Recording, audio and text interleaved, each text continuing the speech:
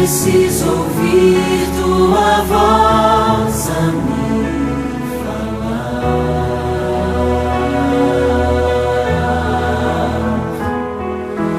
Não tenho nada a te oferecer, somente um coração puro e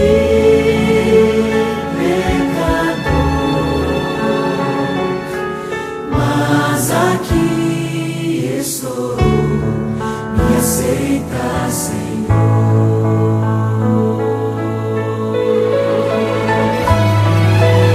Toma os meus pensamentos, meus dons e meus bens.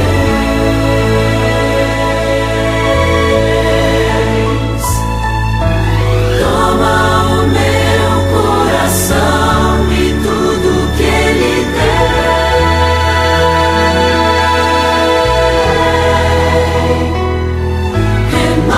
Senhor, meu viver, derrama em mim teu amor. Quero pra sempre servir-te por onde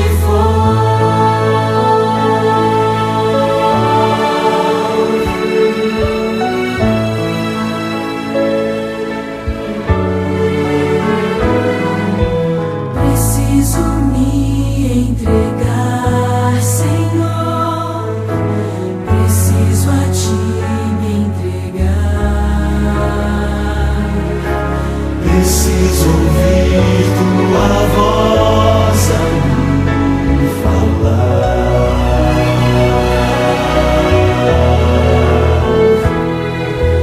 Não tenho nada a te oferecer,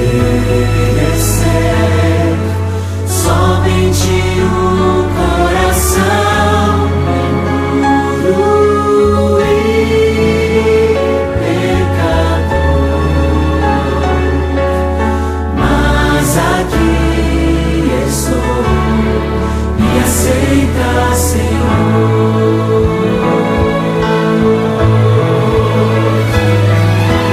Toma os meus pensamentos, meus dons e meus bens.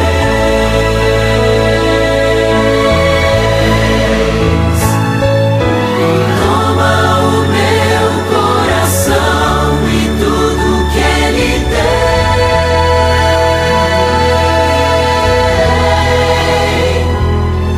Renova, Senhor, meu viver.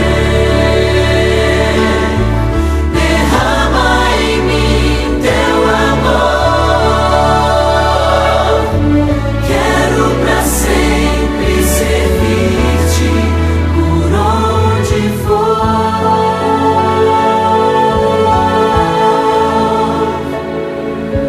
Quero pra sempre servir-te por onde for.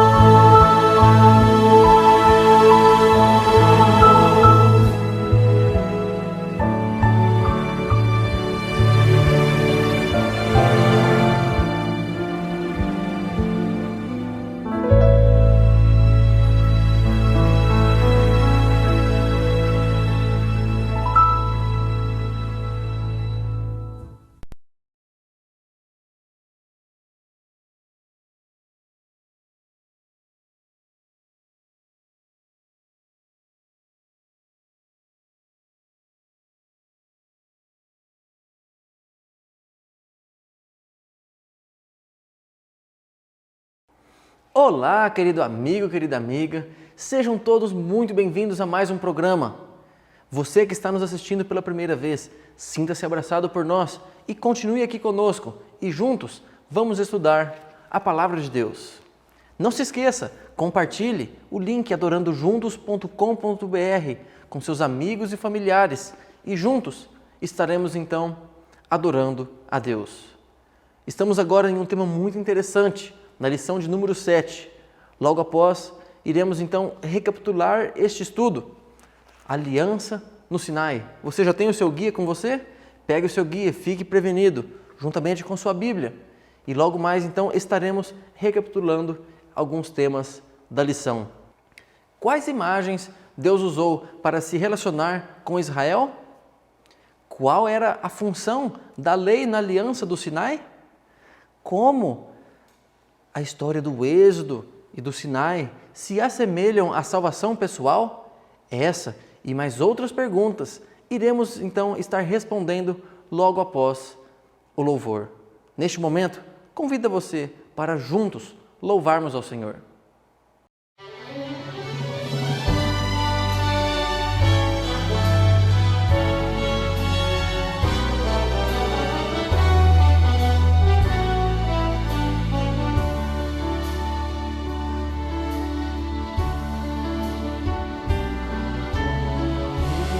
Posso ver tanta gente que tem sede, querem saber onde se encontra a água viva.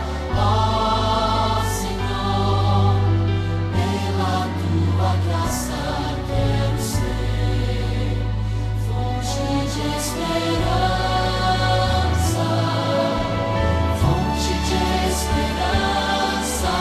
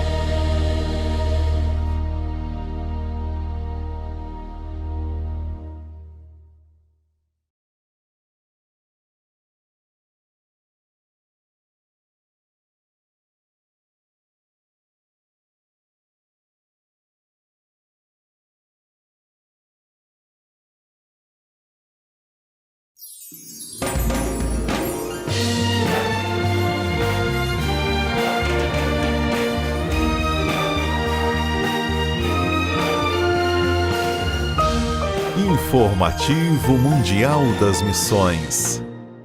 O Método de Cristo. Maria aluga quartos para universitários na cidade de Monetia, Colômbia, e ajuda como pode seus inquilinos. Em cada contato, Maria segue o método evangelístico de Cristo, que é ajudar com as necessidades físicas para adquirir confiança das pessoas. Beatrice, por exemplo, tem 2 filhos, e Maria sempre ajuda a mulher com mantimentos para casa. Em pouco tempo, Beatrice passou a confiar em Maria e começou a estudar a Bíblia na casa dela. Depois de alguns meses, Beatrice e seus filhos foram batizados, e mais interessados na Bíblia começaram a surgir. Logo, aquele grupo de estudo da Bíblia na casa de Maria cresceu para 30 universitários. Então outro universitário foi pedir ajuda a Maria. Ele precisava que ela o acompanhasse até a universidade.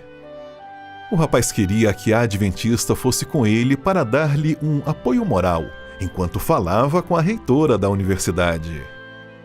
Maria foi até a universidade, ajudou o rapaz e ainda conseguiu com a reitora um local para os universitários estudarem a Bíblia no campus. Com os estudos bíblicos transferidos para a universidade, o grupo aumentou para 40 pessoas, incluindo 3 professores. Rosa foi uma dessas novas estudantes da Bíblia, mas a princípio ela não tinha interesse em participar do grupo. Ela tinha medo de ler a Bíblia e decepcionar Jesus, mas através da forma gentil de Maria, Rosa aceitou estudar a Bíblia. Enquanto estudava a Bíblia, seus medos desapareceram e depois de alguns meses Rosa também foi batizada.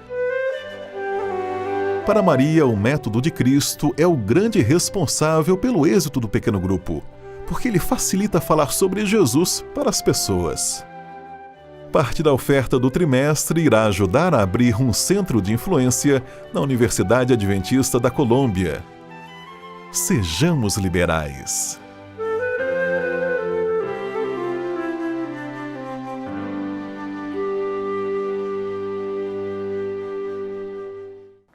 Certa vez, um garotinho, um dos 7 da família, sofreu um acidente e precisou ser hospitalizado.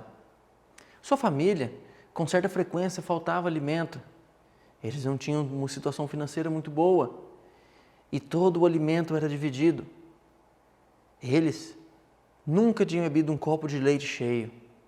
Sempre era tudo muito bem dividido e a criança, porque primeiro bebia o leite, tinha que beber só um pouco para deixar uma parte para o próximo e assim por diante. Lá no hospital, o garoto lá, deitado na cama, avistou a enfermeira vindo com um copo de leite cheio. Ele, com toda a ansiedade, feliz, ao pegar o copo, ele se lembrou de uma coisa. Na sua casa, ele não podia beber o copo cheio. E ele perguntou para a enfermeira, até qual ponto do copo, até qual parte do copo eu posso beber? A enfermeira, com nó na garganta e com os olhos brilhando, disse, querido garoto, pode beber tudo. Pode beber todo o copo de leite. Essa pequena ilustração do garoto bebendo um copo de leite nos mostra como Israel também tinha essa chance. Israel podia beber das profundos mananciais da água da vida, da salvação. E assim como nós hoje também temos essa chance. Porém, a lição vai vir tratando sobre um tema muito interessante, sobre a lei, sobre a graça, como Deus se apresentou a Israel ao se tratar sobre esses pontos e como isso é correlacionado durante toda a história da Bíblia, durante todas as alianças. Porém, antes de iniciar, convido a você para que curve sua fronte e, em atitude de reverência, elevamos uma prece a Deus. Ore comigo. Querido Deus, bom Pai que estás nos céus, neste momento, queremos te pedir que o Senhor mande o seu Santo Espírito para que nos ilumine, para que ao estudarmos a Tua Palavra, possamos compreender as maravilhas descritas nas Tuas Sagradas Escrituras. Obrigado por estes momentos que estamos aqui para estudar a Tua Palavra, apesar da distância, mas que o Senhor venha inundar-nos com Teu Santo Espírito. Conduze-nos no estudo da lição, da Tua Palavra. É isso que nós pedimos e desde já te agradecemos em nome de Jesus. Amém. Então, querido amigo, a lição de número 7, Aliança no Sinai, já fizemos uma pequena introdução, vimos a história do garotinho, então, que nos ilustra como Israel teve algo semelhante, algo parecido, tendo a chance de aproveitar das bênçãos da salvação, das mananciais, das profundas mananciais da água da vida, da salvação. E, infelizmente, boa parte do tempo eles compreenderam errado esta parte da lei, da salvação pela lei, da salvação pela graça, salvação pelas obras, eles se embaralharam nisso, se embananaram nisso e tiveram uma compreensão um pouco distorcida em alguns momentos. E esse é o propósito da lição dessa semana. Nós então vemos como Deus fez aliança com eles no Sinai. Será que foi uma aliança única? Foi uma aliança a mais? Ou será que é a mesma aliança? Convido você a fazermos uma pequena recapitulação. Nós temos aqui, vamos lá, uma linha do tempo aqui. Começou então com Adão.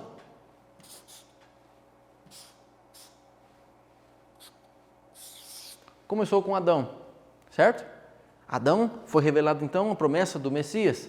Depois tivemos Noé. Deus reafirmando as promessas de salvação, de salvando Noé e a sua família e reafirmando as promessas de salvação. Depois tivemos com Abraão.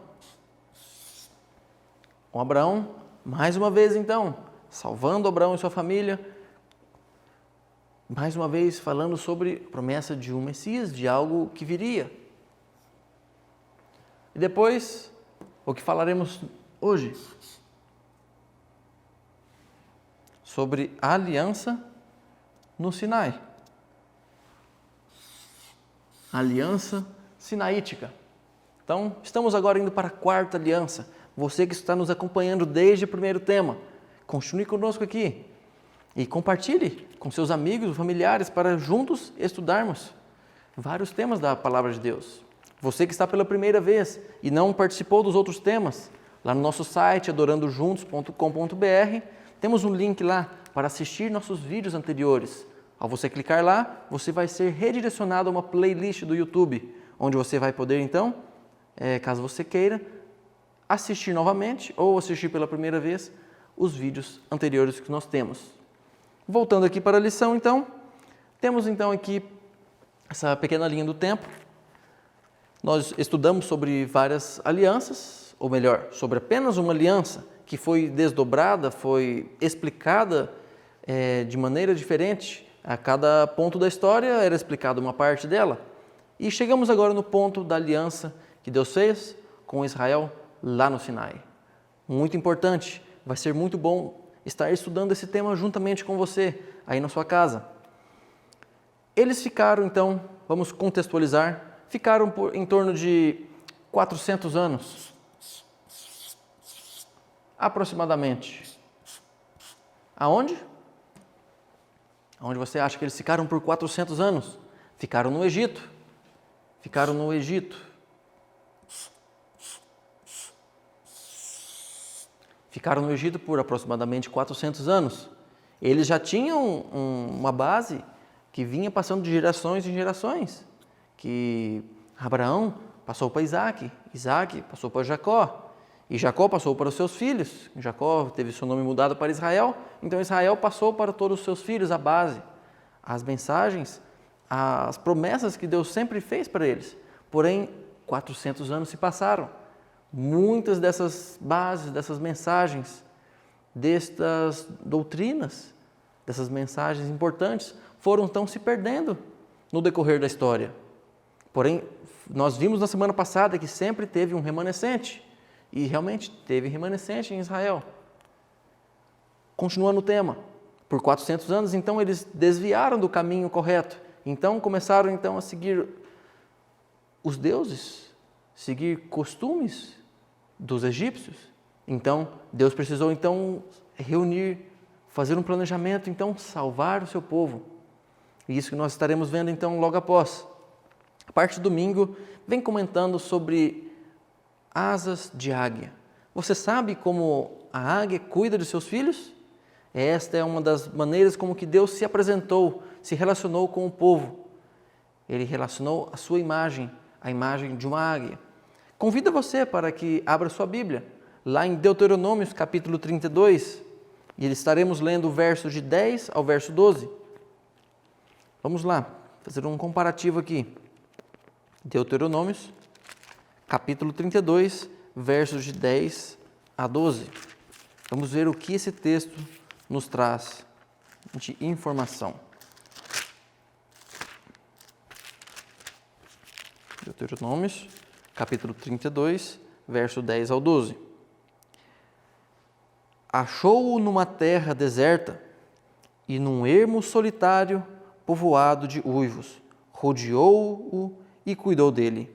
Guardou-o como a menina dos olhos, como a águia desperta sua ninhada e voeja sobre seus filhotes, estende suas asas e, tomando-os, os leva sobre elas.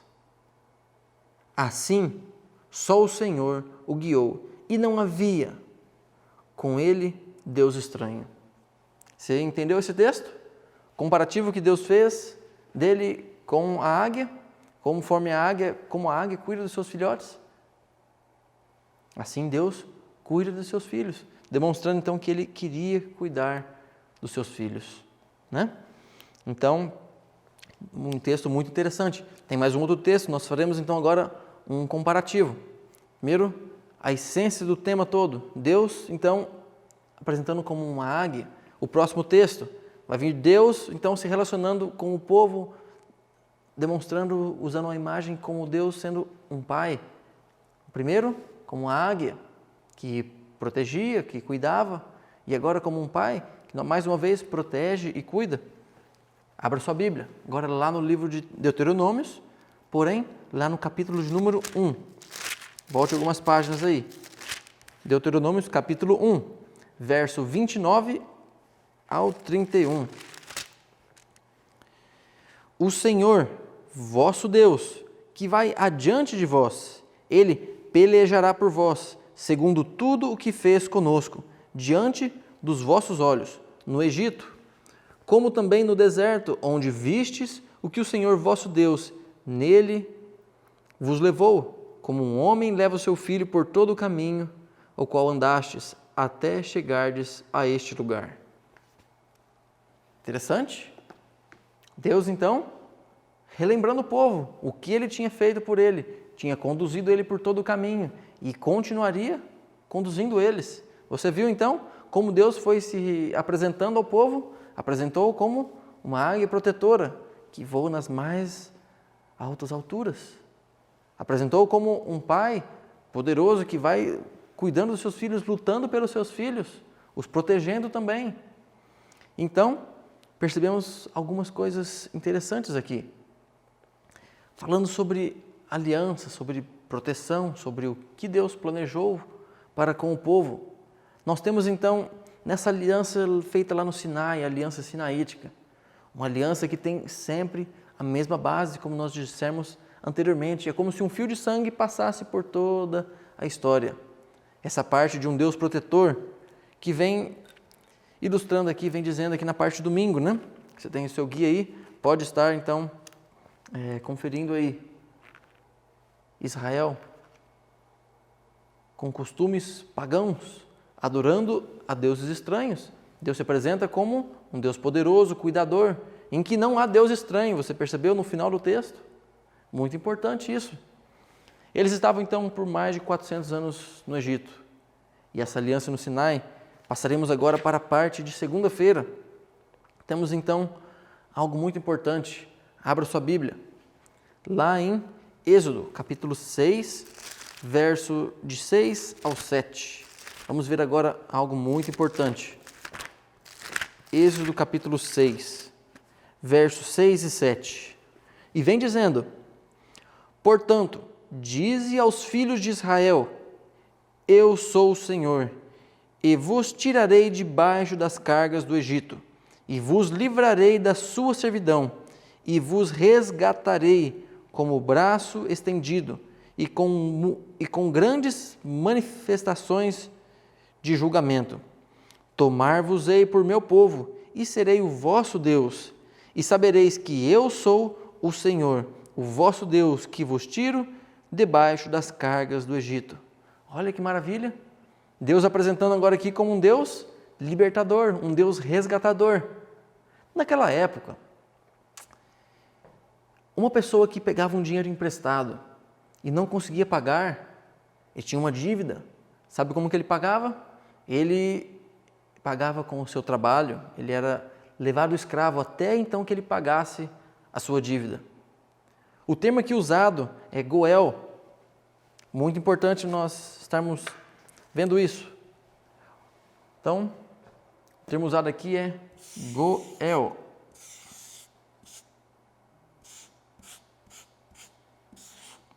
Então, esse termo aqui de resgatador, de Deus resgatando, neste texto aqui, no capítulo 6, verso 6, então é um texto de Goel, que vem tratando sobre um resgate de um familiar. Então, vamos supor que uma pessoa X, ela tenha uma dívida, né? Tem uma dívida.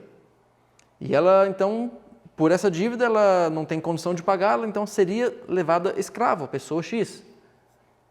Porém, chega a pessoa Y. No caso aqui, no povo de Israel, foi Deus. Mas aqui na ilustração, chega a pessoa Y e fala, ó, não precisa levar a pessoa X como escravo para pagar a dívida. Eu estou aqui, trazendo aqui o dinheiro e vou pagar para que ela seja liberta. Foi isso que Deus fez, essa é a ilustração. Deus, então, resgatando o povo. E resgatando do quê? Qual o paralelo nós fazemos dessa história de Israel com a história de nossos dias? Deus querendo nos resgatar do pecado. Deus resgatou Israel do Egito, da servidão, da escravidão física. Eles estavam lá escravos, literalmente. E Deus, então, chegou lá querendo resgatá-los da escravidão física. Porém, algo muito maior, algo muito mais grandioso, era resgatá-los da escravidão do pecado, da servidão, das coisas erradas que eles faziam, da servidão também do Egito. Deus queria resgatá-los, levar-los para uma terra que manava leite e mel. Essa era a promessa de Deus, era a missão de Deus com aquele povo. Aquele povo, ao ter a lei, ao ter todo aquele contexto geral em que estariam, então, transparecendo, resplandecendo a glória de Deus, as mensagens contidas nas Sagradas Escrituras. Essa devia ser a missão deles. Porém, nada acontece do dia para a noite. Deus tirou-os do Egito e levou para onde? Levou eles para o deserto. Levou eles para o deserto. E o que aconteceu no deserto, nós já sabemos, né? Eles foram então caminhando no deserto, antes disso, anteriormente, passaram no Mar Vermelho, né? E tem um texto que nós leremos logo após, em que Deus lembra eles, lembra assim como eu resgatei vocês passaram pelo Mar Vermelho, o mar se abriu, vocês passaram e o mar fechou nos egípcios, eu salvei vocês, eu os resgatei do Egito. E aí logo chegaram do outro lado e Deus os conduziu para o Sinai. Logo após estaremos vendo alguns outros textos, mas continuando naquele tema de Deus resgatar, lá em Marcos capítulo 10, verso 15. Abra sua Bíblia comigo. Lá em Marcos, capítulo 10, verso 15. Melhor dizendo, Marcos 10, 45. Pois o próprio Filho do Homem não veio para ser servido, mas sim para servir e dar sua vida em o quê? Resgate por muitos. Você percebeu? Essa parte do resgate, ela se aplica durante toda a história da Bíblia. Nós vimos o texto que Deus resgataria Israel, e de fato resgatou da escravidão física. Tentou os resgatar da escravidão do pecado. Deus, mais uma vez, enviou seu Filho, Jesus, e vem dizendo o texto que Jesus veio aqui para o mundo para dar sua vida em resgate por muitos, por todos os que aceitarem, né? Continuando aqui então, nós vemos então um evento muito grandioso. Nós abrimos um parênteses aqui sobre então esse resgate. E vamos agora voltar à história do Sinai. Então, eles saíram do Egito, foram para o deserto. E do deserto foram direcionados, então, para o Sinai. Por que o Sinai? O que eles foram fazer lá? Será que a lei de Deus passou a existir lá no Sinai? Ou a lei de Deus sempre existiu? De fato, nós sabemos que a lei de Deus é eterna. A lei de Deus sempre existiu. Porém, nós já vimos que o povo ficou por muito tempo lá no deserto e eles se esqueceram das coisas. Esqueceram das coisas de Deus. Eles precisavam então ser relembrados. Mas mais do que tudo isso, eles precisavam entender a essência da aliança, a essência da mensagem. Este momento aqui, este ponto, é de certa maneira um pouco confundida na sociedade. Tem pessoas que pensam que a lei foi abolida, pessoas que vêm dizendo que eu vou ser salvo pela lei.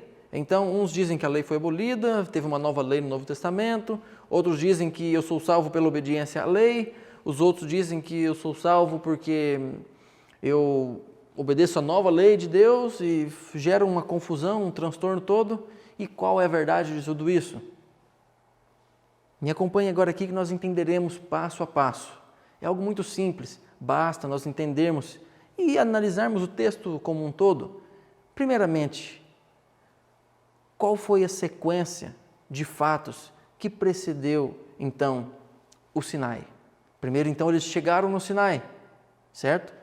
Eles acamparam. Eles tiveram que se preparar para isso. Você pode estar lendo o texto posteriormente, que está lá no livro de Êxodo. No capítulo 19, então, vem falando sobre a preparação, que foi exclusivamente a parte de terça-feira. Êxodo, capítulo 19. Êxodo 19, então, vem falando sobre a preparação. Eles prepararam. O que mais que eles fizeram? Chegaram e já foram se preparando. Deus fez uma proposta por intermédio de Moisés a eles, então, que faria uma aliança com eles. E depois, o que mais? Israel respondeu para Deus. E o que Israel disse? Senhor, tudo o que o Senhor disser, nós faremos. Não sei se você já parou para pensar sobre esse evento. Esse foi um evento muito grandioso, muito magnífico. Pegue sua Bíblia, abra lá em Êxodo capítulo 19. Vamos ler apenas alguns textos. Depois, posteriormente, você pode estar lendo todo o capítulo aí, inclusive alguns capítulos antes e outros depois. É muito proveitoso. Então, vem aqui no verso de número 3. Subiu Moisés a Deus e do monte, o Senhor o chamou e disse: assim falarás à casa de Jacó e anunciarás aos filhos de Israel: tendes visto o que fiz aos egípcios e como vos levei sobre asas de águia e vos cheguei a mim. Agora, pois, sede diligentemente de ouvirdes a minha voz e guardardes a minha aliança. Então sereis a minha propriedade peculiar dentre todos os povos, porque toda a terra é minha. Vós me sereis reino de sacerdotes e nação santa. Essas são as palavras que falarás aos filhos de Israel. Pensa então Moisés chegando lá embaixo. Todos lá embaixo estavam já preparados, estavam esperando então Moisés descer e dizer a eles então as mensagens, o que Deus disse a eles. Pensa lá, em torno de 1 milhão de pessoas para mais, todos lá então esperando, ansiosos para saber o que então Moisés os diria, qual a mensagem de Deus a eles. Moisés chega lá e diz isso a eles todos e eles ficam, nossa, que legal, Deus vai querer usar-nos para resplandecer a glória deles, nós seremos então propriedade exclusiva de Deus. E neste momento, todos, unânimes, em uma só voz disseram, olha o que diz no verso 8. Então o povo respondeu a uma: tudo o que o Senhor falou, faremos. E Moisés relatou ao Senhor as palavras do povo. E aí vem dizendo então mais alguns rituais de preparação, então, antes de então Moisés subir novamente, subir lá para falar com Deus, e Deus então daria toda a mensagem, inclusive anunciaria os 10 mandamentos, aqui pela primeira vez, em Êxodo 20. Fizeram toda uma preparação, delimitaram alguns pontos em volta do monte, porque era algo sagrado. Aqui, abrindo um parêntese, Deus é um Deus todo-poderoso, comparado ao fogo. E o fogo, quando tem combustível, o que acontece com o combustível? Ele é queimado. E o combustível que existia na terra, e existe na terra até hoje, é o pecado. Então, pessoas com pecado, pessoas pecadores, assim como eu e você, e como o povo naquela época, não poderiam, então, estar em contato com Deus. Então, delimitaram todo em volta do monte, para então que nem os animais, nem as pessoas tocassem no monte, porque o monte era santo.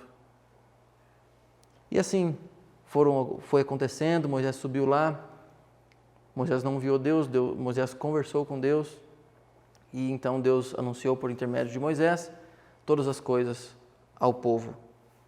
Continuando aqui então, fechando parênteses, nós vimos então na parte de segunda-feira sobre essa aliança então, que Deus fez no Sinai com o povo.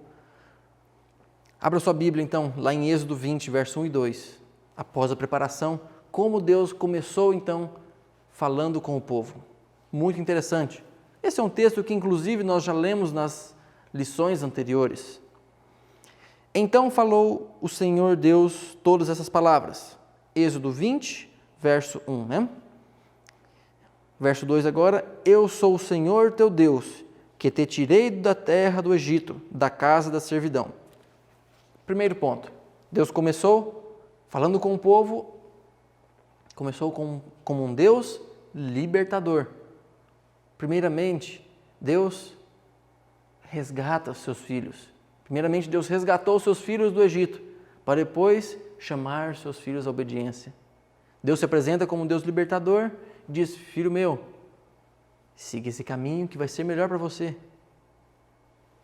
Você percebe como que, então, a graça, primeiro Deus vai pela graça, chama eles pela graça, e depois chama-os à obediência? Não é a obediência que faria com que eles estivessem até ali? E você imagina se fosse pela obediência? Você acha que eles teriam saído do Egito? Estariam lá no Egito até hoje. Porque durante toda a história, o seu povo, o povo de Deus, falhou. Assim como eu e você, nós falhamos também. Não tem como nós sermos perfeitos, por mais que nós tenhamos a boa vontade, nós tenhamos a vontade de fazer as coisas certas. Infelizmente, às vezes nós pecamos, nós fazemos coisas erradas. Voltando aqui então, continuando. Passando agora já para a parte de quarta-feira. Tem como título Deus Israel, porém eu coloquei o título aqui, Graça e Lei. Será que existe contradição? A graça e a lei? Será que elas andam juntas? Será que nós somos salvos pela graça ou pela lei? Como nós somos salvos? Veremos agora, logo após, alguns textos muito importantes. Então nós vimos que eles estavam lá no Sinai, certo? Vamos mexer aqui. Então lá no Sinai eles tiveram então alguns direcionamentos, né? Em que Deus então os chamou do Egito, tirou-os do Egito e chamou-os então para a obediência. Então, primeiro Deus liberta, certo? Primeiro Deus liberta. Depois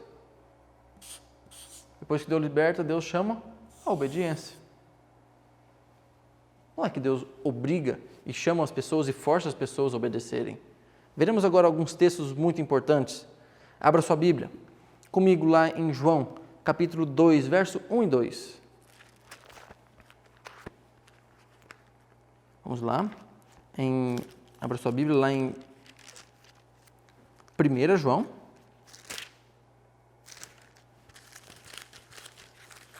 Finalzinho da Bíblia. 1 João, capítulo 2, verso 1 e 2. Vem dizendo, filhinhos meus, estas coisas vos escrevo, para que não pequeis. Se todavia alguém pecar, temos advogado junto ao Pai, Jesus Cristo, o justo. Então não fique preocupado se você pecar, se você cometer alguma coisa errada. Nós temos um advogado que é Jesus Cristo, o justo, que está lá no céu hoje intercedendo por mim e por você. Então, nós temos esse texto aqui importante. Fique com ele na cabeça e vamos analisar mais alguns outros textos. Apocalipse 14, 12. Algumas características mais. Apocalipse 14, verso 12. E vem dizendo, aqui está a perseverança dos santos, os que guardam os mandamentos de Deus e a fé em Jesus. Então, os santos, as pessoas escolhidas, as pessoas separadas no final dos tempos, serão perseverantes, estarão perseverando nas coisas que Deus ordenou, estarão buscando fazer as coisas certas, estarão guardando os mandamentos de Deus. e tendo a fé em Jesus. Mais outro texto, Romanos 3, 14, Romanos 3, vamos lá. Romanos capítulo 3, verso 14 ao 24. Romanos 3, verso 19, melhor dizendo, 19 ao 24. Vamos ler apenas alguns deles. Ora, sabemos que tudo o que a lei diz, aos que vivem na lei, o dizem para que se cale toda a boca, como e todo mundo seja culpável perante Deus, visto que ninguém será justificado diante dele por obras da lei. Você entendeu o texto aqui?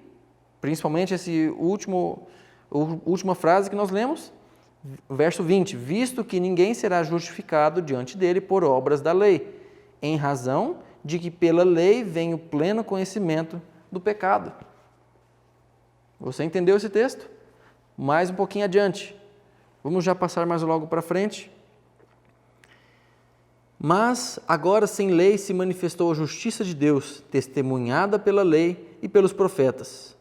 Justiça de Deus mediante a fé em Jesus Cristo, para todos e sobre todos, os que creem, porque não há distinção, pois todos pecaram e carecem da glória de Deus, sendo justificados gratuitamente por sua graça, mediante a redenção que há em Cristo Jesus.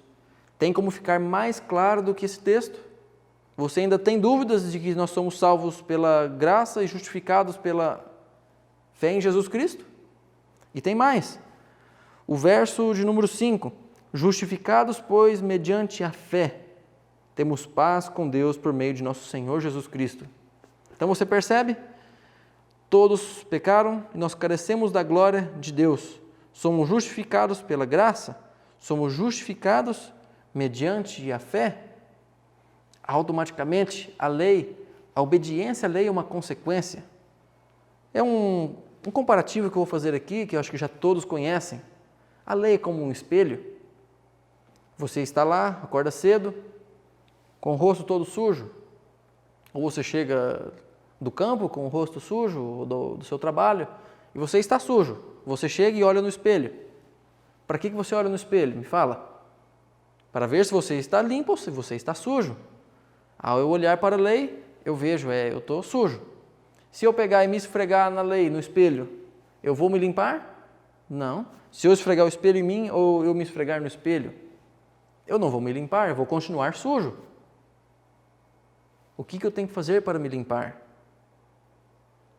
Pegar a água. E a água vai então me limpar. O espelho é apenas um reflexo. Ele está apenas me mostrando aonde eu tenho falhado, o que eu tenho feito de errado, que coisas horríveis que às vezes eu tenho feito que eu não tenho percebido. O espelho, ele vem me mostrando isso. E a água me limpa. Você sabe quem é a água da vida? É Jesus Cristo. É pela graça de Jesus Cristo, é pelo sangue de Jesus Cristo que morreu na cruz. É que nós somos limpos, nós somos purificados. Automaticamente, ao eu ser salvo, ao Deus ter salvo a mim e a você, automaticamente as coisas serão uma consequência. A lei, então, é uma evidência da atuação da graça. Você percebeu, então, a diferença? A lei ela vem depois. Primeiramente, eu sou salvo, e depois eu me mantenho salvo, fazendo, então, as coisas corretas. Mais à frente, nós teremos alguns outros textos que isso vai ficar mais claro ainda na sua mente. Infelizmente, o povo de Israel, nós agora caminhando já mais para frente, eles tiveram uma compreensão um pouco equivocada disso. Ao você olhar durante toda a Bíblia, não posso dizer que foi 100% do tempo, mas em boa parte do tempo, eles tiveram uma compreensão equivocada. Sabe do quê? Da salvação.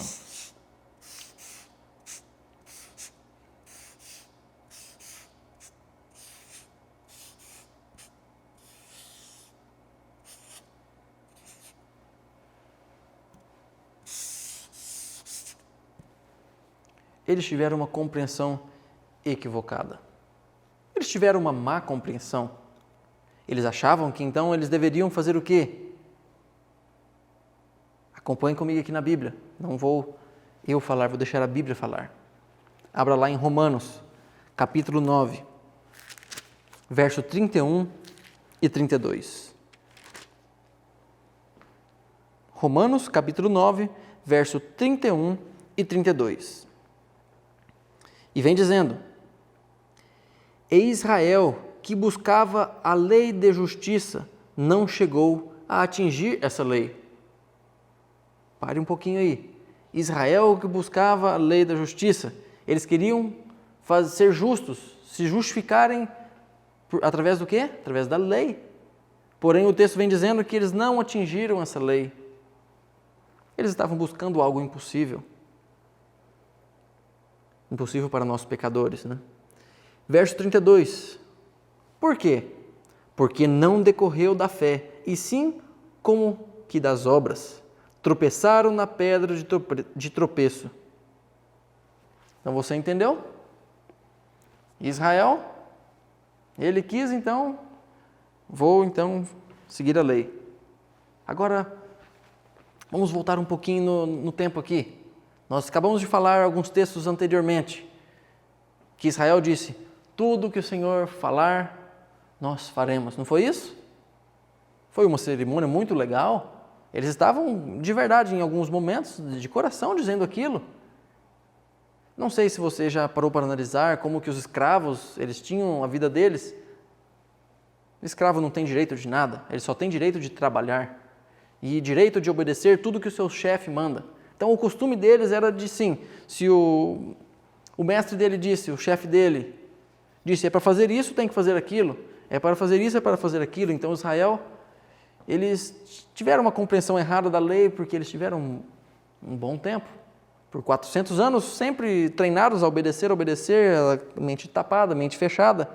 E chegou o momento lá, Deus tentando mostrar para eles como que funcionava, como que deveria ser. E eles disseram, tudo que o Senhor disser, nós faremos. Porém, eles tropeçaram em alguns pontos.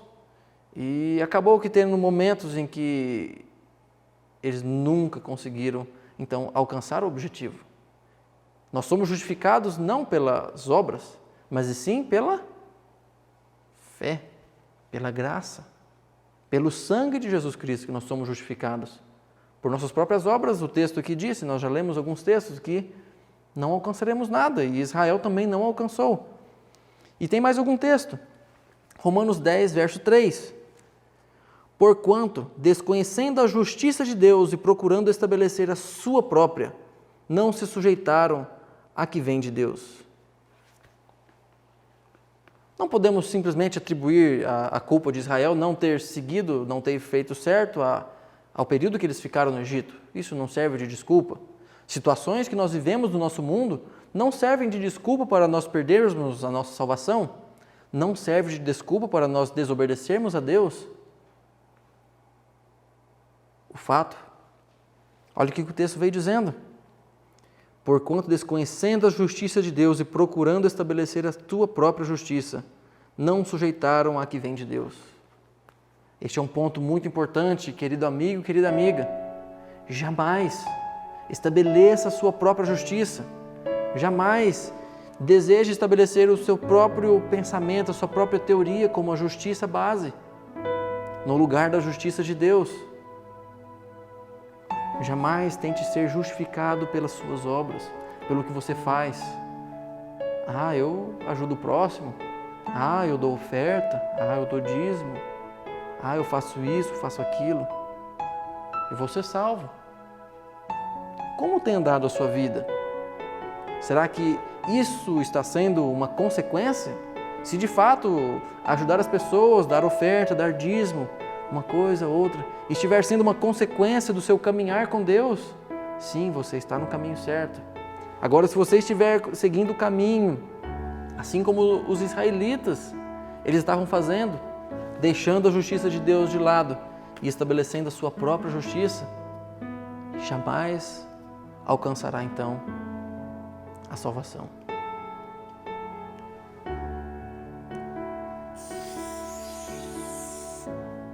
Como então tem você caminhado na sua vida? Será que nós temos tido uma má compreensão de como nós somos salvos? Nós somos salvos pela lei ou pela graça? Nós já respondemos, né? Nós somos salvos pela graça. Justificados mediante a graça, mediante a fé, mediante o sacrifício de Jesus Cristo. Temos aqui mais alguns comparativos para nós fazermos, já para nós caminharmos para o encerramento. Temos aqui a Bíblia. Isso para ficar fixado, né? Temos a Bíblia. O mais importante de tudo é esse final aqui que nós vamos agora fazer um resumo com poucas palavras. Nós temos a Bíblia. Nós tivemos também, na história, tivemos Israel.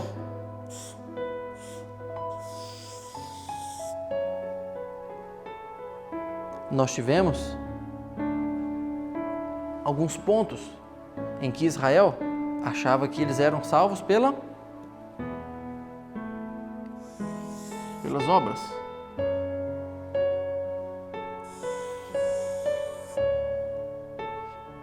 Era salvo pelas obras. A partir das obras, então, eles achavam que eles obteriam a salvação.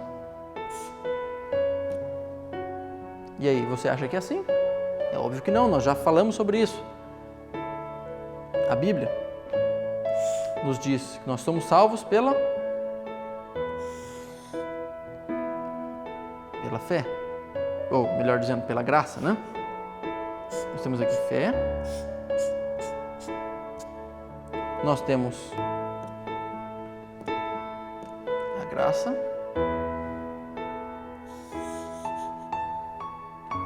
então, primeiramente, Deus chamou Israel pela graça.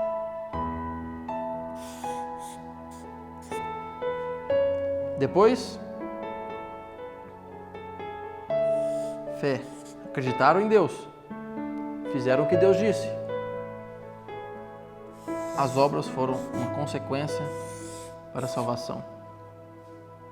Em resumo, mais ou menos isso. Tem muitas maneiras de nós expressarmos isso graficamente. Mas o princípio de tudo, temos a Bíblia, as Sagradas Escrituras, onde nos conta as histórias do povo. Então nós temos Deus, nós temos o povo de Deus, nós temos a graça, nós temos a fé e nós temos as obras, e enquadra como a lei. Será que a lei tem sido um fardo para você?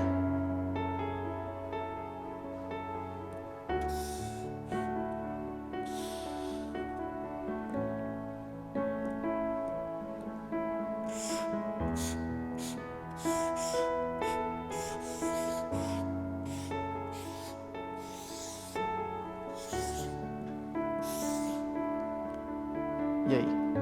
Refletiu? Tem a lei de Deus sido um fardo para você? Eu escolhi essa pergunta porque é uma pergunta que já vai logo de cara nos responder. E essa resposta que você tiver vai dizer se você está no caminho certo ou no caminho errado. Se a lei estiver sendo um fardo para você, você está então, infelizmente, seguindo o caminho dos israelitas. Porque a lei não deve ser um fardo. Por que eu digo isso? Porque a lei é uma consequência. Gostaria de ler alguns textos com você aqui. Filipenses 4:8. Abra sua Bíblia em Filipenses 4:8. É para nós caminharmos para o encerramento aqui. Filipenses, lá no finalzinho da Bíblia.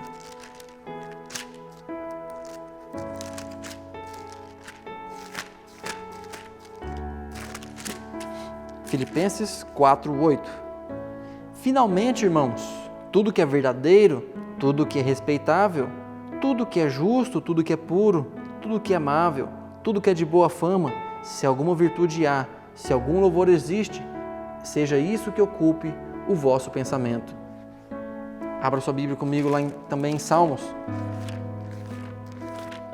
Salmos capítulo 1.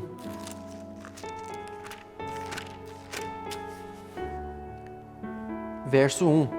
Bem-aventurado o homem, ou seja, feliz é o homem que não anda no conselho dos ímpios, não se detém no caminho dos pecadores, nem se assenta na roda dos escarnecedores. Antes o seu prazer está na lei do Senhor, e nela medita de dia e de noite. Bem-aventurado o homem que o quê? Finalmente, irmãos, tudo que é amável, tudo que é respeitável, tudo que é de boa fama, se alguma virtude há, se algum louvor existe, que isso ocupe o seu pensamento. Será que você tem feito as coisas por quê? Primeira coisa, nós falamos na lição na semana passada, nós concluímos com a seguinte mensagem: revestir-vos de toda a armadura de Deus. Tem você estado revestido com a armadura de Deus? O povo de Israel, infelizmente, a lei estava sendo um fardo para eles. Eles não estavam em contato com Deus, eles não estavam revestidos da armadura de Deus. O inimigo estava tendo domínio sobre eles. Eles estavam adorando a outros deuses, a deuses falsos. Eles estavam com atitudes horríveis. Eles não estavam fazendo a vontade de Deus. A vida dele não estava em contato com Deus. Se você pega um galho de uma árvore e corta ele, o que acontece? Ele seca. E ao ele secar, ele pode pegar fogo. Uma coisa verde não pega fogo, a hora que seca ele pega fogo, é destruído, é consumido. Como tem andado a sua vida? Será que você tem meditado na lei de Deus dia e noite? Como uma consequência? Será que você tem entregado sua vida a Deus a cada dia? No que você tem meditado? O que tem ocupado o seu pensamento? Será que você tem ocupado o seu pensamento com coisas erradas? Assistido coisas terríveis? Como tem andado a sua vida, querido amigo, querida amiga? O que você faz hoje vai ser o reflexo no futuro. As atitudes que você toma hoje. Se você não lê a Bíblia, se você não dedica tempo à leitura das Sagradas Escrituras, a lei vai estar sendo um fardo para você. Você vai falar: ixi, o que eu tenho que fazer hoje aqui para não fazer nada de errado?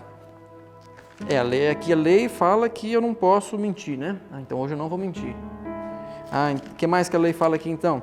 A lei fala que eu não posso ter outro Deus diante de mim, né?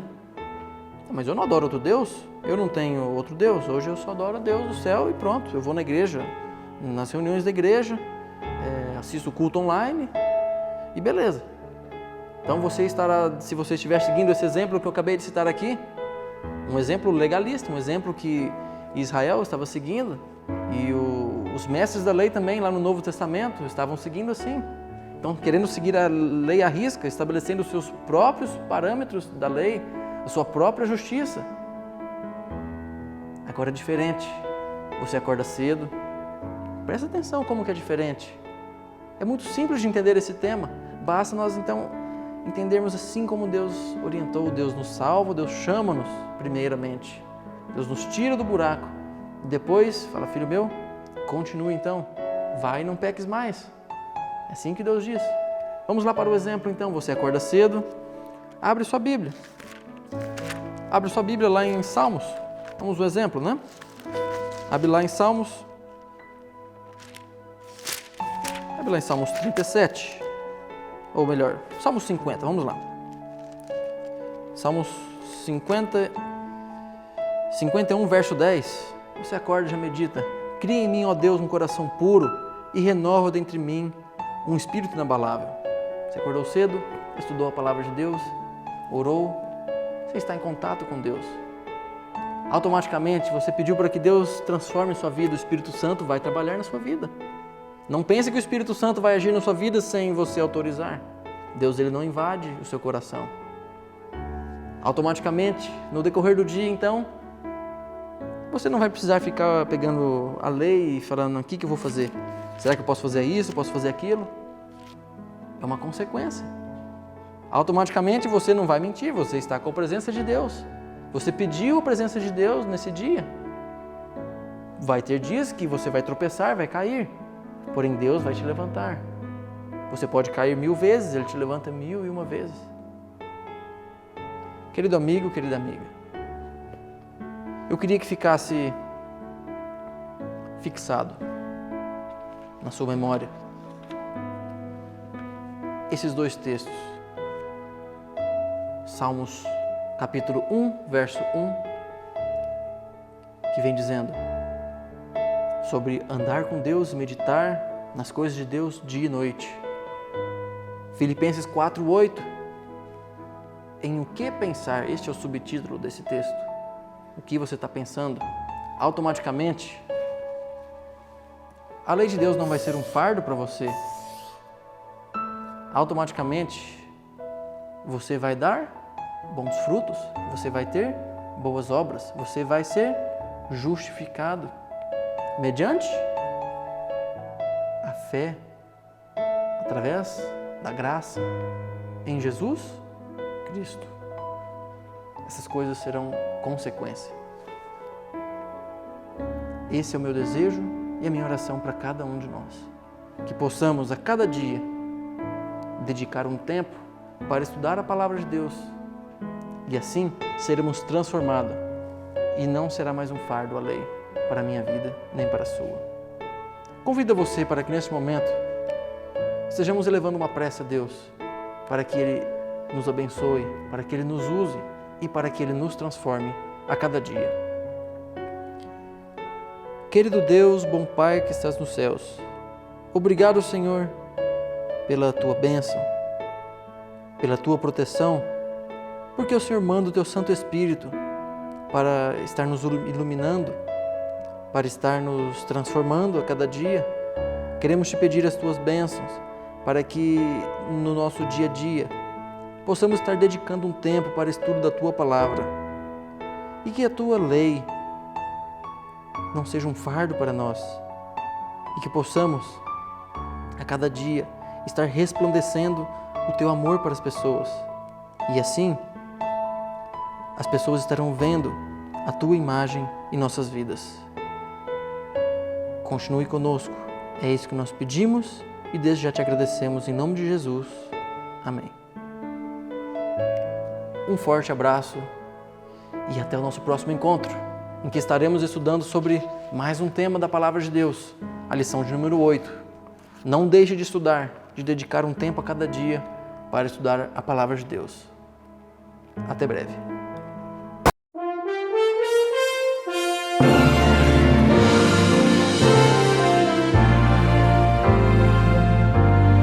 Deus nos deu um dia na semana para pensarmos no que Ele fez, separado, abençoado, santificado, dia de louvor, dia lindo.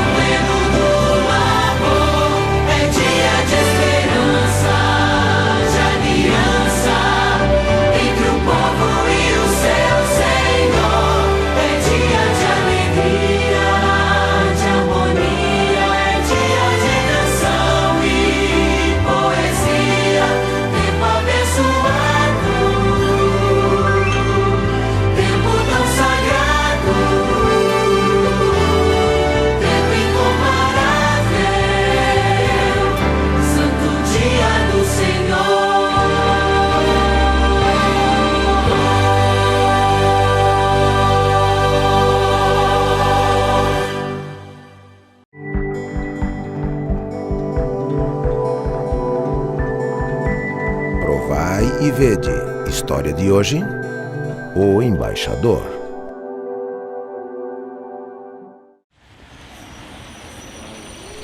Vivemos numa sociedade com desigualdade, injustiça, corrupção e muita violência. E dentro desse quadro se destaca um crescente consumo de drogas que compromete a vida de milhares de adolescentes e jovens.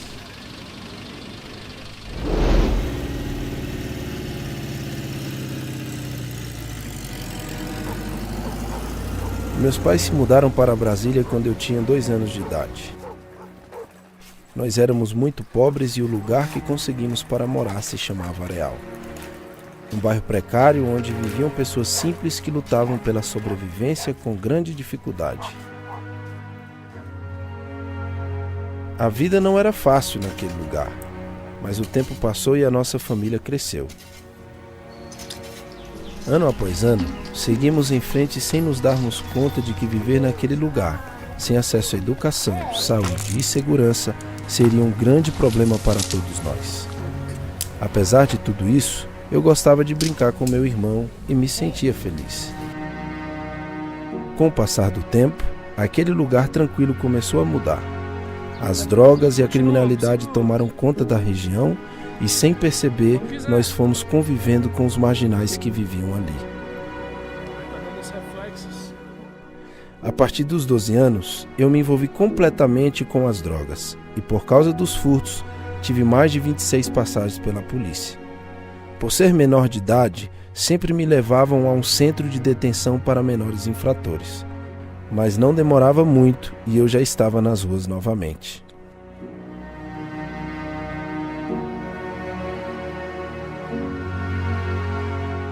Aos 17 anos fui detido, julgado e condenado a 4 anos de cadeia. Eu ficaria preso durante a semana e, dependendo do meu comportamento, poderia sair para passar o sábado e o domingo em casa. Na cadeia, eu recebia a visita de um grupo de cristãos e passei a refletir sobre a minha vida. Em uma das minhas saídas de fim de semana, eu fui à igreja adventista que a minha mãe frequentava no Areal. Desse dia em diante, eu fui à igreja todos os sábados. Lá eu conheci uma jovem que me chamou a atenção. Eu roguei a Deus que me perdoasse e que me transformasse numa nova criatura. O meu desejo era ver a minha mãe feliz e viver uma história de amor com a minha namorada.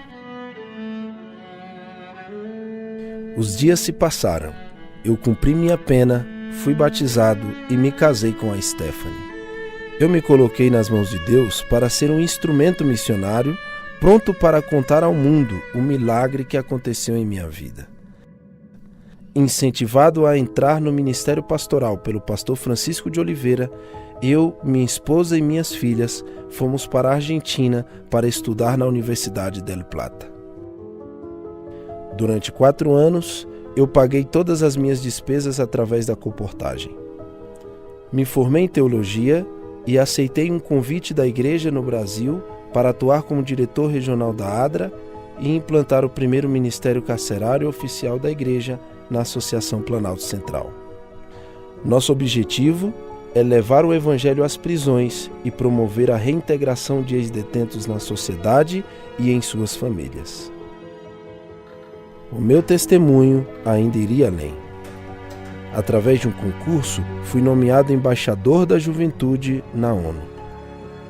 Minha principal função é apresentar projetos na área social, voltados para a política de combate às drogas no Brasil e colaborar na construção de políticas públicas de educação e desenvolvimento para as comunidades carentes e periferias do Brasil.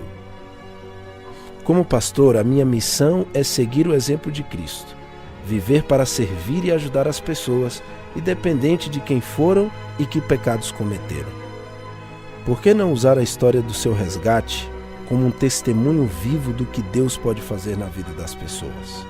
Provai e vede. E agora, eu os convido para esse momento especial de adoração através dos dízimos e ofertas. Que Deus os abençoe.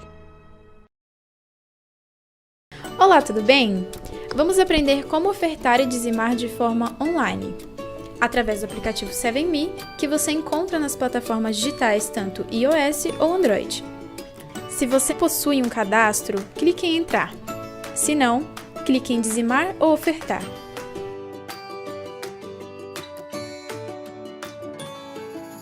Preencha com a cidade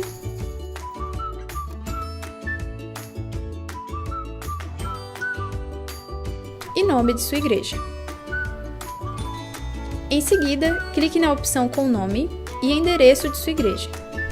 Verifique os dados e confirme. Na próxima etapa, você deverá preencher seus dados pessoais, seu nome,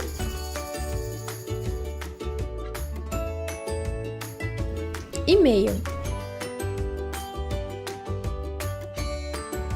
Logo a seguir, preencha o valor do dízimo ou oferta que irá devolver. Clique em Próximo. Agora você deve selecionar a opção de débito ou crédito. Em seguida, a bandeira do seu cartão. Coloque os dados do cartão: número, nome, vencimento e código de segurança. Lembrando que esta transação é 100% segura. Verifique a transação na próxima tela. Em seguida, clique em Confirme. Aguarde o processamento. Pronto! Sua devolução foi realizada com sucesso.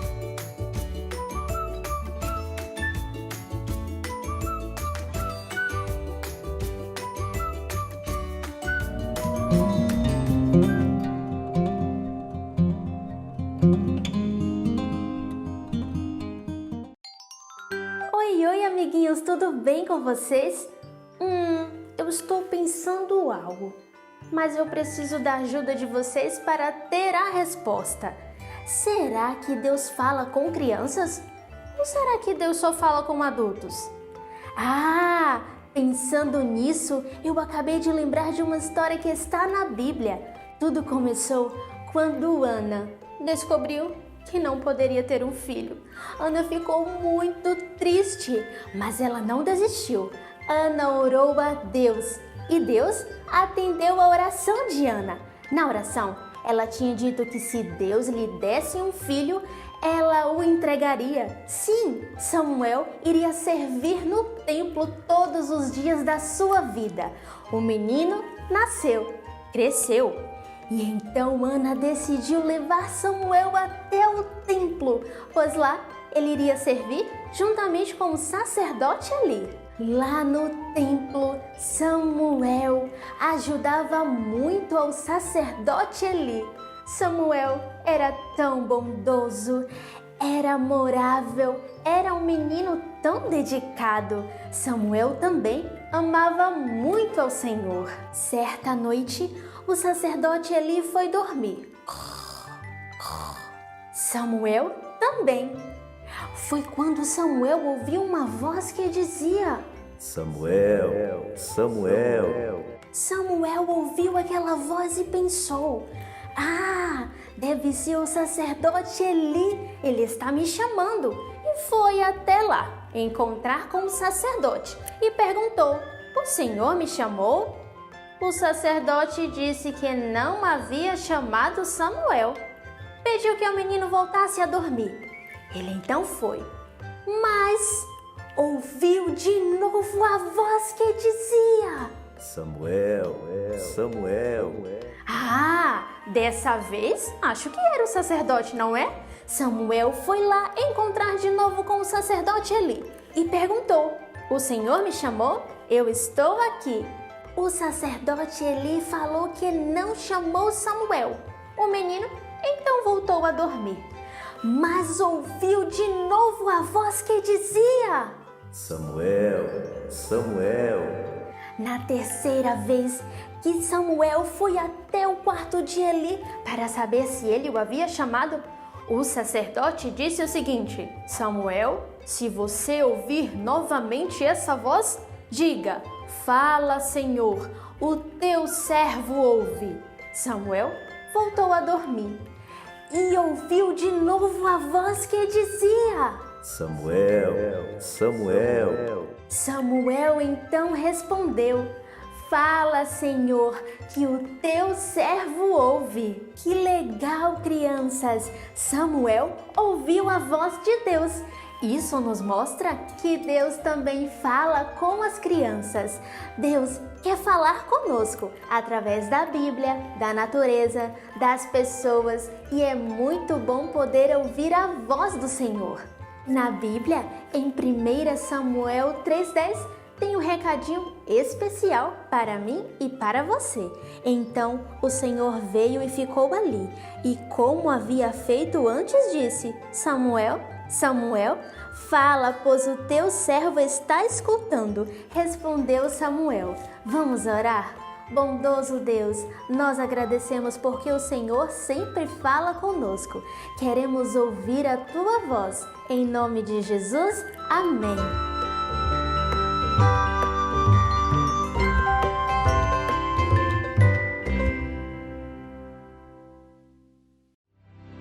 Dois 2000 anos atrás, 12 pessoas oraram por 10 dias e Pedro pregou por 10 minutos e 3.000 pessoas foram batizadas.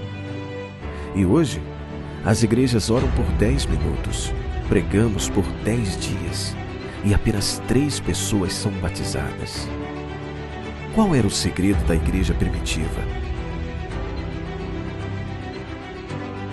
Dia após dia se passa para a eternidade, levando-nos mais perto do fim do tempo da graça.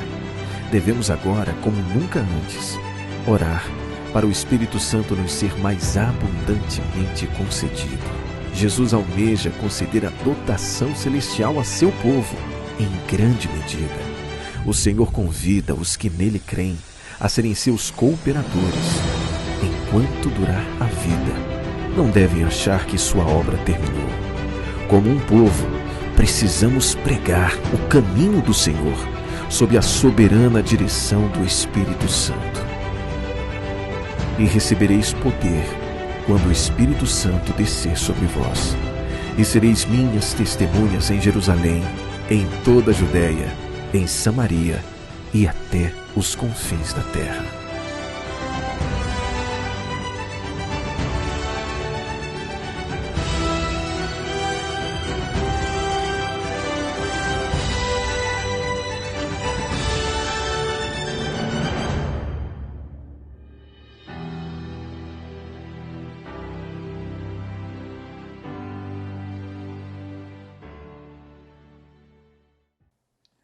Olá, tudo bem com vocês? Estamos aqui para adorar a Deus e eu convido vocês para agora se unirem ali desde onde você está cantando. Cante de coração, medite na palavra, pense em o que esse hino vai nos levar a refletir sobre a vida, sobre esse avanço que precisamos fazer.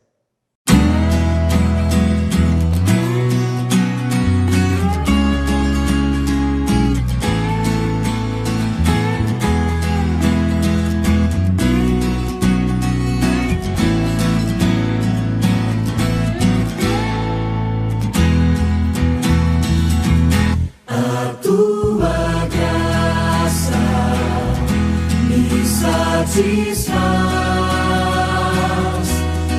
tua presença restaura a tua graça me satisfaz, tua presença restaura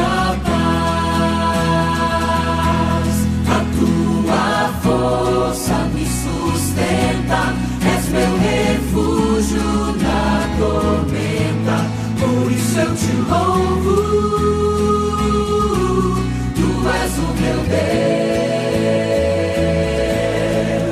Rei dos reis, meu Senhor, Pai eterno, Deus de amor, eu te exalto, eu me entrego em tuas mãos,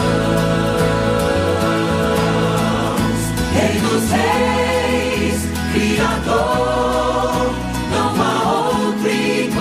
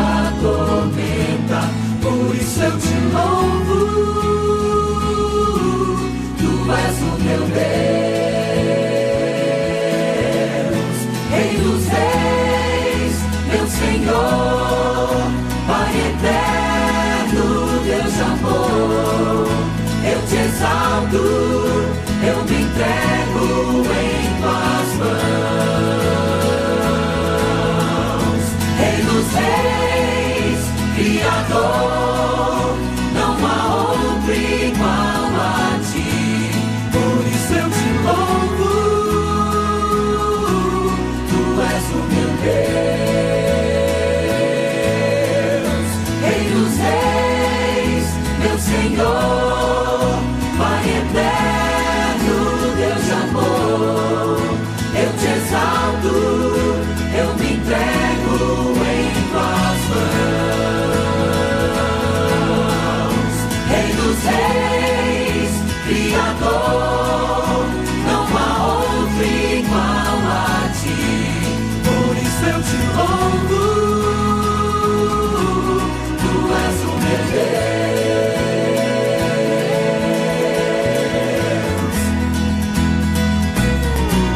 tu és o meu Deus.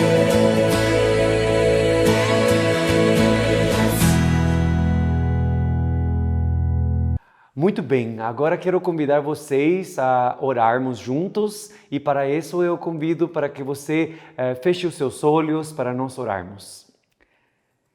Pai querido que estás nos céus, estamos aqui, Senhor, querendo crescer em Cristo Jesus. Nós estamos por começar a estudar um dos 10 mandamentos, o primeiro dos 10 mandamentos, e te peço para que por meio desse primeiro mandamento possamos nos aproximar mais de Ti, possamos ter uma experiência em que Tu nos salves, Senhor, em que Tu nos transforme. Manda Teu Espírito Santo para nós, em nome de Jesus. Amém. Muito bem, então vamos lá. Estamos aqui por estudar a palavra de Deus, especificamente o primeiro dos 10 mandamentos. Está pronto? Você pode abrir ali a sua Bíblia no livro de Êxodo, capítulo 20. E esse primeiro mandamento poderia ser intitulado Amores Perigosos. Como assim, amores perigosos? Você vai entender muito melhor por que esse primeiro mandamento tem esse título. Vamos ver o que ele diz. Êxodo capítulo 20, versículo 2 e 3 diz o seguinte: Eu sou o Senhor teu Deus, que te tirei da terra de Egito, da casa de servidão. Não terás outros deuses diante de mim. Esse texto é rico em conteúdo para gastarmos esses momentos juntos, analisando o que Deus está querendo nos dizer. Nós precisamos analisar os 10 mandamentos, lembrando que foi Deus quem os falou, foi Deus quem os escreveu com seu próprio dedo. Nós temos aqui uma composição literária feita pelo próprio Deus. E nós vamos analisar esses mandamentos para poder aplicá-los de acordo ao princípio que Deus queria estabelecer para nossas vidas. Nesse primeiro mandamento, normalmente as pessoas o reconhecem só pelo versículo 3, que diz: Não terás outros deuses diante de mim. Mas o mandamento, na realidade, começa no versículo 2 e é o contexto para o mandamento e o contexto para toda a lei. O que Deus começa dizendo é: Eu sou o Senhor. Não há outro além de Deus, não há outro superior a Deus. Ser Senhor significa que Ele é dono, que Ele é todo-poderoso e Ele pode mandar. Mas Deus, ao apresentar-se, Ele não somente diz, eu sou o Senhor. Ele diz, eu sou o Senhor, teu Deus. E o que significa isso de teu Deus? É uma tentativa de Deus nos falar que Ele quer ser um Deus pessoal. Ele poderia ter dito, eu sou o Senhor, vosso Deus, o Deus de vocês, do grupo. Mas Deus não é um Deus das multidões. Ele é um Deus dos indivíduos. Ele é um Deus que, claro, coletivamente, uma multidão pode estar reunida, mas Ele quer ter um relacionamento pessoal com cada um de nós. E é por isso que Ele disse, eu sou o Senhor, teu Deus. Quero ter um relacionamento em que possamos possamos ter um relacionamento amoroso. Eu me entrego completamente a Ti, eu quero ser Teu e Tu, consequentemente, deveria ser meu também. Depois de Ele dar isso como contexto, eu sou o Senhor, Teu Deus, Ele ainda diz que te tirei da terra do Egito, da casa de servidão. Ele está falando esse princípio eterno dentro de um contexto do grande conflito, no qual nós agora somos pecaminosos por natureza e somos falhos, já direcionando-nos para a morte, porque essa é a paga do pecado. Mas Deus nos salva. E isso que Ele quer saber, quer que nós saibamos. Ele quer que nós saibamos que Ele é o nosso Deus. Ele é todo-poderoso, mas Ele é o nosso Deus que já nos salvou. No contexto aqui, ele fala especificamente do Egito, de uma casa de servidão, de escravidão. E essa é a experiência que mesmo nós não sendo escravos para o próprio país do Egito, podemos ser escravos para uma vida de pecado.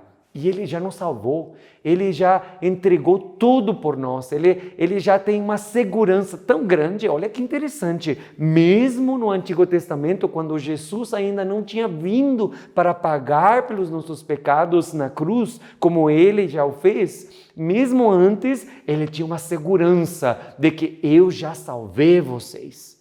E agora sim, é nesse contexto de Deus ser o maior ser, a pessoa mais importante, o Senhor, que quer ter um relacionamento significativo, um relacionamento pessoal com nós, individual, e que Ele já nos salvou. Dentro desse contexto, agora sim Ele diz: não terás outros deuses diante de mim.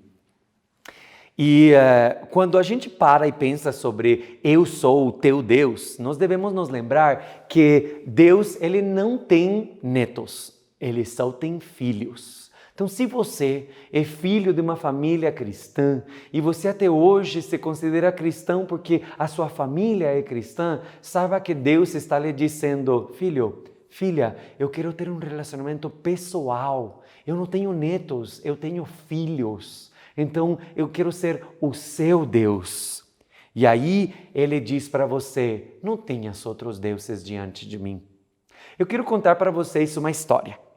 E essa história acontece da seguinte forma. Era uma vez um pai que estava discutindo com a filha. Ele falava: filha, tu não entende, filha? Tu não entende como Daniel... Aí a filha interrompe e diz: não, pai, não quero ouvir. O senhor que não entende, o senhor que não sabe que eu amo o Daniel.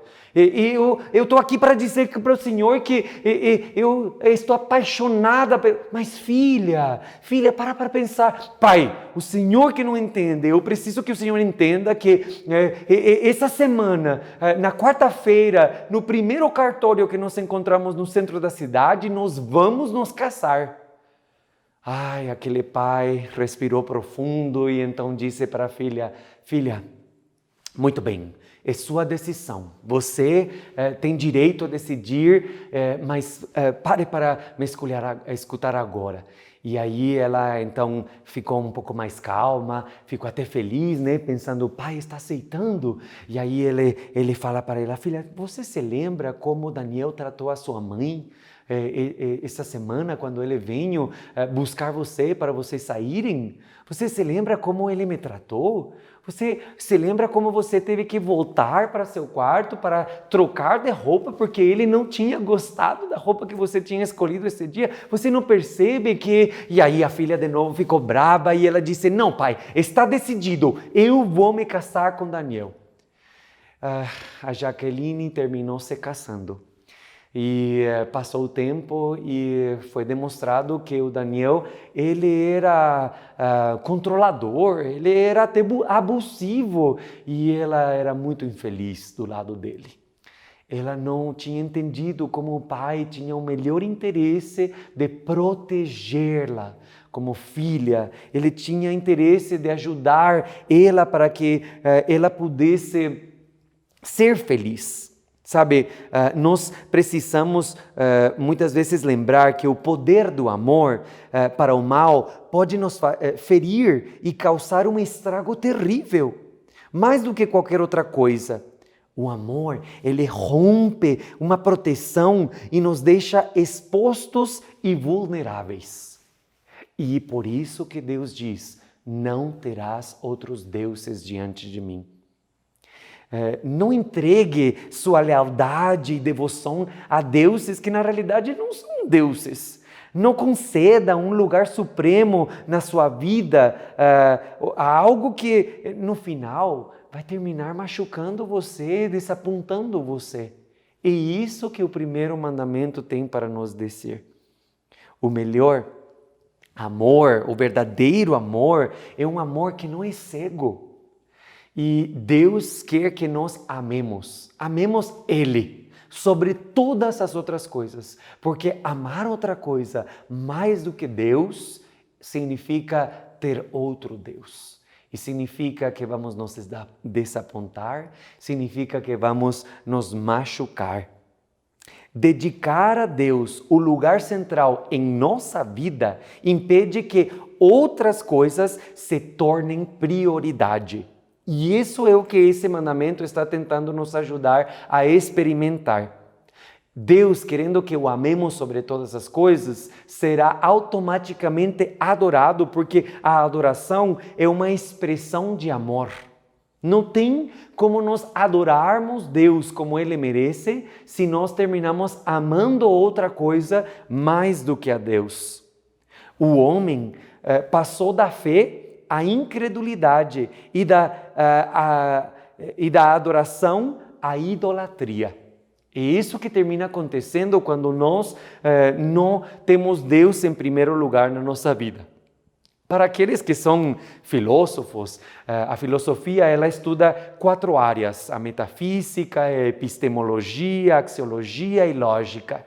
A metafísica é tudo que é além da física, aquelas coisas que são além do que é mensurável, tangível, aquilo que tem velocidade, ocupa espaço, enfim, são as ideias, é a religião.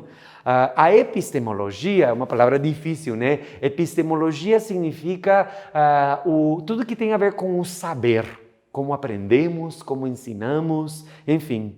A axiologia tem a ver com valores, vem da palavra axioma, né? Que tem a ver com os valores, em matemática se usa muito, e axiologia então tem a ver com o que é certo e errado, com o que é belo e feio, e lógica é um conjunto de regras, e essas regras fazem parte do que a gente considera o que é correto, um pensamento coerente, racional. Agora, por que estou explicando isso para vocês? Porque para um filósofo, poderíamos dizer que o que Deus está dizendo de não ter outros deuses além de mim, é de que Ele está querendo ser o ágamo, o miolo, a base da metafísica, da epistemologia, da axiologia e da lógica. Ou seja, de tudo. Um Deus que não é único não é o verdadeiro Deus. Não tem como Deus ser perfeito se a gente vai precisar de amar outras coisas no mesmo nível ou até mais do que Ele. E C.S. Lewis tem um livro muito lindo que se chama Cristianismo Puro e Simples, e nesse livro ele diz o seguinte: o que Cristo quer de você? A resposta de Jesus: quero tudo o que é seu. Não quero uma parte do seu tempo, uma parte do seu dinheiro e uma parte do seu trabalho. Quero você. Não vim para atormentar seu ser natural, vim para matá-lo.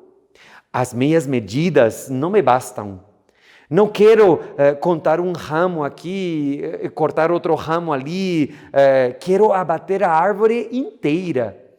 Não quero raspar, revestir o dente, quero arrancá-lo. Entregue-me todo o seu ser natural. Não só os desejos que lhe parecem maus, mas também os que se afiguram inocentes. O aparato inteiro. Em lugar dele, dar-lhe-ei um ser novo. Na verdade, dar-lhe-ei a mim mesmo. O que é meu se tornará seu. Que linda maneira de expressar o que este mandamento está tentando nos ensinar. Esse mandamento está tentando nos dizer: eu sou o Senhor, o mais poderoso, teu Deus, que te tirei da terra do Egito, da casa de servidão. Não tenhas outros deuses diante de mim. Quando a gente estuda povos que tiveram outros deuses, a gente pode ir na Bíblia e perceber que nós temos ali povos vizinhos do povo de Israel que tinham deuses assim que nos fazem ficar espantados.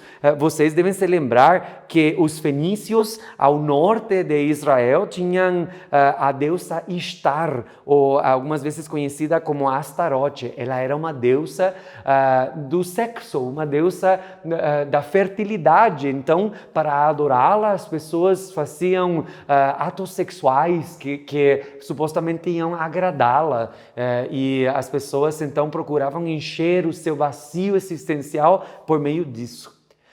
Lá no sul nós temos os filisteus, que eles adoravam ao deus Dagon. É aquele deus que era metade peixe, metade homem, e a ele se adorava porque se queria uma boa pescaria. Era a prosperidade que as pessoas queriam, e era ele a quem procuravam para poder ser pessoas ricas, pessoas de sucesso, pessoas prósperas.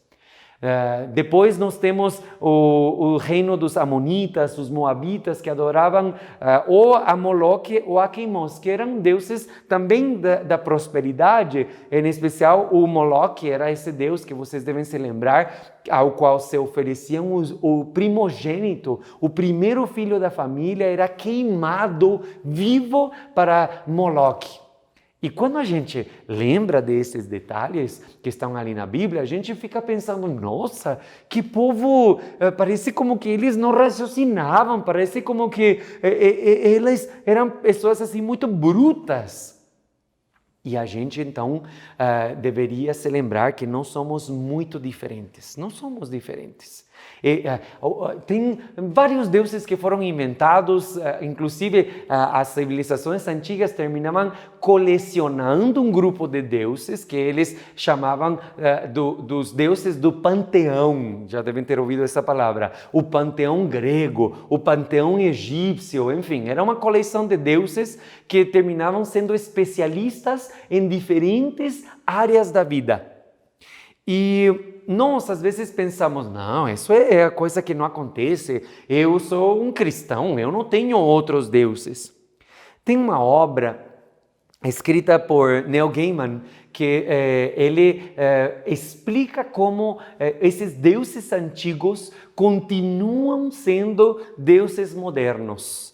Continuam sendo alvo da nossa adoração, do nosso serviço, da nossa procura. E nesse romance que ele escreve, ele fala sobre como novos deuses têm surgido e estão fazendo aliança até alguns com deuses modernos, com deuses antigos. E há uma guerra entre a novela dele, esse romance que ele escreve é uma luta entre esses deuses antigos contra os deuses modernos, apesar de que alguns antigos se aliaram aos modernos. Por exemplo, ele fala como a internet é um deus moderno e aí fez uma aliança com a deusa do sexo e por isso que a pornografia é algo do que é mais procurado na internet. As pessoas gastam tempo, gastam energia, gastam recursos para poder acessar a internet especificamente para a pornografia. E então isso nos deveria fazer parar e pensar que essa ideia de que se adoravam estátuas, de que se adoravam esses deuses, não está muito longe de nós. Para nós mudou um pouco, né? Hoje o que pode ser mais importante do que Deus é a família, pode ser o sucesso, dinheiro, fama, pode ser tantas coisas que a gente procura porque pensamos que isso é o que vai nos fazer feliz. Que isso é o que vai nos fazer poder experimentar um avanço em alguma área, vai encher o nosso vazio existencial. O que Deus quer de nós? É o que terminamos dando a tantas outras coisas e, consequentemente, transgredindo este primeiro mandamento. Deus, Ele quer que confiemos nele. Ele quer que sejamos fiel a Ele. Ele quer que louvemos Ele. Ele quer que adoremos Ele. Sejamos celosos, obedientes, amemos, sirvamos, ouçamos, busquemos, nos admiremos dEle, pensemos nele mais do que qualquer outra coisa. E quando nós terminamos fazendo isso com outras coisas, mais do que com Deus, aí é que nós estamos transgredindo este mandamento. Porque nada, menos do que a totalidade de nossas vidas, deve estar sob o senhorio de Deus em plena medida. Tudo, o que Deus quer de nós é tudo. Olha, eu encontrei ali no Instagram um perfil que cria imagens interessantes, elas são em inglês normalmente, e encontrei essa que achei muito interessante. Deus, o que diz nesse cartaz, se rompe o coração de Deus, se quebra o coração de Deus, se machuca o coração de Deus, não vai encher o teu coração. Se faz mal para o coração de Deus, então por que a gente pensa que vai terminar nos satisfazendo? O que nós precisamos é alinhar o nosso coração com o coração de Deus. E o motivo pelo qual nós não fazemos isso é porque nós não pensamos que Deus é suficiente. Mas é isso que este mandamento quer deixar muito claro. Deus, Ele é suficiente. Nós não precisamos de nada mais além disso. 1 de Reis, capítulo 8, versículo 23, diz isso. O Senhor Deus de Israel, ó Senhor Deus de Israel, não há Deus como tu, em cima nos céus, nem embaixo na terra, como tu, que guardas a aliança e a misericórdia, e teus servos, que de todo o coração andam diante de ti. Então é reconhecer que não há outra coisa além de Deus. Isso significa que nós podemos estar transgredindo o primeiro mandamento quando temos medo e ansiedade.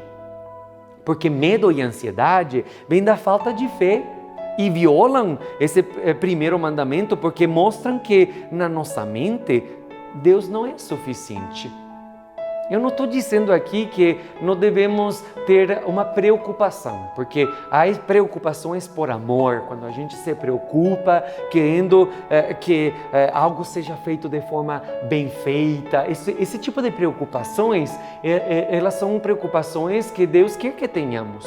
Eu estou me referindo àquela preocupação quando coisas terríveis poderem acontecer, por exemplo, de alguém perder um emprego e aí desabou o chão e a pessoa começa a se desesperar, tem uma ansiedade e ela está com medo porque não confia que Deus vai lhe ajudar, vai sustentar, vai poder ajudar que saia dessa situação, porque Deus se importa com seus filhos.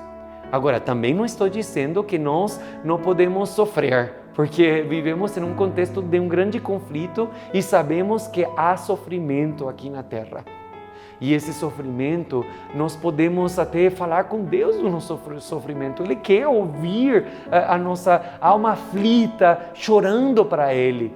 Mas é diferente quando nós sofremos com Deus do que quando sofremos sem perceber que Deus, mesmo não parecendo para todo mundo, está realmente no controle. O que realmente precisamos é confiar. Confiar porque a confiança ela é o fundamento para o amor. E como que nós vamos confiar em Deus? Não tem como nós confiarmos em Deus se nós não o conhecemos. Pense no seu melhor amigo. Como que você tem tanta confiança nesse amigo? É porque você passa tempo conversando, você passa tempo ouvindo o seu amigo e falando para seu amigo coisas íntimas, falando para essa pessoa a sua história de vida, seu dia a dia, seus pensamentos. E esse é o tipo de relacionamento que Deus quer ter. Por isso que Deus diz, eu sou o Senhor teu Deus. Vamos ter um relacionamento em que a confiança possa ser construída. Vamos andar juntos para que tu possa perceber que realmente sou digno de confiança. É o que Deus quer que saibamos. E é ali que nós poderemos dizer igual 1 de Pedro 5:7. Podemos lançar sobre Ele todas as nossas ansiedades, porque Ele tem cuidado de nós. Essa é a experiência que nós devemos procurar ter ao pensar neste primeiro mandamento. Então eu quero lembrar você que o Senhor é Deus, teu Deus, que te tirou da terra do Egito, que te tirou da casa de escravidão. Não tenhas outros deuses, não tenhas outra coisa mais importante do que Deus na tua vida. Faz com que Deus seja o principal, o mais importante em todos os sentidos da tua vida. Se hoje tu percebeu que tu tem pecado contra este primeiro dos 10 mandamentos, eu te convido a fechar os teus olhos agora e orar junto comigo, pedindo a Deus uma restauração, pedindo a Deus um recomeço nesse relacionamento que Ele quer ter conosco, por meio do sangue de Cristo Jesus. Tu quer aceitar esse convite de Deus? Então fecha os teus olhos, vamos orar.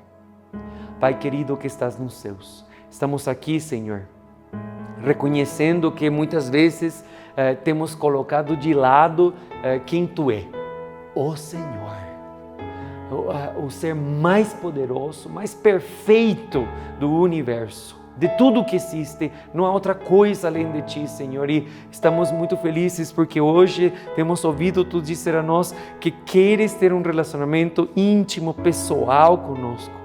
Obrigado, Senhor, porque Tu já nos salvou, porque Tu já nos dá a salvação, a vida eterna. E nós, Senhor, não queremos ter outras coisas mais importantes do que Tu. Queremos Te colocar em primeiro lugar na nossa vida. Nos colocamos em Tuas mãos, Senhor, completamente. Entregamos a nossa vida a Ti, em nome de Jesus. Amém. Muito obrigado por ter se conectado. Espero que em breve possamos nos ver de novo e possamos aprender juntos o que Deus tem para nos dizer. Deus abençoe e até uma próxima. Tchau.